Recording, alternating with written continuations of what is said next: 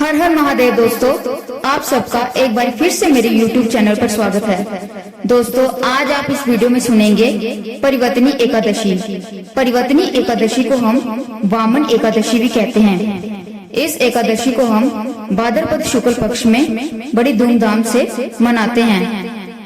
परिवर्तनी एकादशी का व्रत इस साल हम 14 सितंबर 2024 को रखेंगे। आइए सुनते हैं परिवर्तनी एकादशी व्रत कथा। एक बार धर्मराज युधिष्ठिर बोले कि हे भगवान, भादो की शुक्ल पक्ष की एकादशी का क्या नाम है तथा उसकी विधि क्या है? उस एकादशी के व्रत को करने से कौन सा फल मिलता है, सो समझाकर कहिए। श्री कृष्ण भगवान बोले कि हे राजश्रेष्ठ, अब मैं अनेक पाप नष्ट करने वाली तथा अंत में स्वर्ग देने वाली भादो की शुक्ल पक्ष की वामन नाम की एकादशी की कथा को कहता हूँ। आप इसे ध्यान पूर्वक सुनो। इस एकादशी को जयंती एकादशी भी कहते हैं।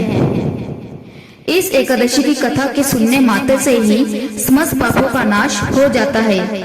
इस एकादशी के व्रत का फल वाजपेयी यज्ञ के फल से भी अधिक है। इस जयंती एकादशी की कथा से नीच पापियों का उद्धार हो जाता है। यदि कोई धर्मपरायण मनुष्य एकादशी के दिन मेरी पूजा करता है तो मैं उसको संसार की पूजा का फल देता हूँ। जो मनुष्य मेरी पूजा करता है उसे मेरे लोक की प्राप्ति होती है, इसमें किंचित मात्र भी संदेह नहीं। जो मनुष्य इस एकादशी के दिन श्री वामन भगवान की पूजा करता है वे तीनों देवता अर्थात ब्रह्मा विष्णु महेश की पूजा करता है। जो मनुष्य इस एकादशी का व्रत करते हैं उन्हें इस संसार में कुछ भी करना शेष नहीं रहता।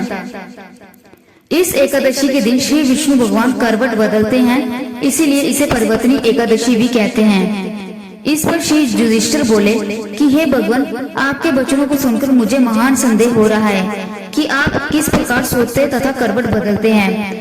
आपने बलि को क्यों बांधा और वामन रूप धारण करके क्या लीलाएं की? चातुर्मास व्रत की विधि क्या है तथा आपके शयन करने पर मनुष्य का क्या कर्तव्य है, सो सब विस्तार पूर्वक कहिए। श्री कृष्ण भगवान बोले कि हे राजन, अब आप पापों को नष्ट करने वाली कथा का श्रवण करो।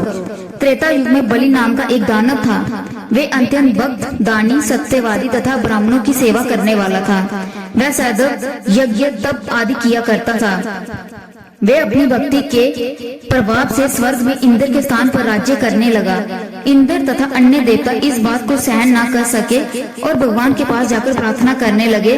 अंत में वामन रूप धारण किया श्री विष्णु जी ने। मैंने तेजस्वी ब्राह्मण बालक के रूप में राजा बलि को जीता। इस पर राजा युधिष्ठिर बोले कि हे जनार्दन, आपने वामन रूप धारण करके उस बलि को किस प्रकार जीता, सो सब विस्तार पूर्वक समझाइए। श्री कृष्ण भगवान बोले कि हे राजन, मैंने वामन का रूप धारण करके राजा बलि से याचना की, हे राजन, तुम मुझे 3 पैर भूमि दे दो, इससे तुम्हारे लिए 3 लोक दान का फल प्राप्त होगा। राजा बलि ने इस छोटी सी याचना को स्वीकार कर लिया और भूमि देने को तैयार हो गया।